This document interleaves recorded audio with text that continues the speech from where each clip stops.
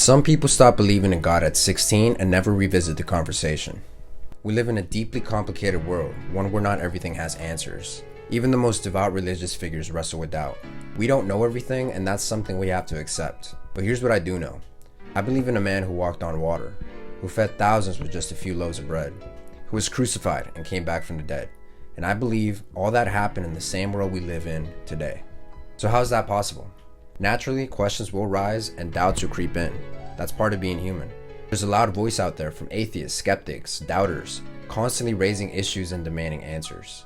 And sometimes that noise clouds the mind of people who truly love God or who grew up in the faith. They start to feel like not knowing everything disqualifies their belief, but it doesn't. We have to remind them and ourselves that not having all the answers is okay. In fact, it keeps us humble.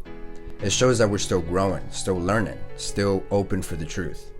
I once listened to a podcast where an atheist shared his disbelief. But as I listened closer, I realized his worldview was built on an idea he picked up at age 16.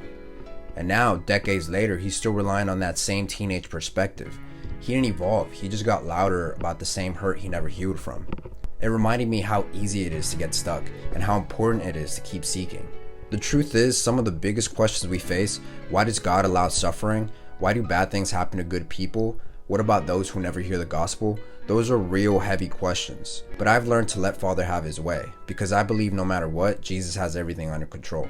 I trust that these questions do have answers, and if anyone knows them, it's God. We could let these questions keep us up at night, but let me ask you something. Are those questions strong enough to derail your faith? For me, personally, no. Even when I don't understand, I still believe. Jesus has everything under control, so have faith, even in the mystery.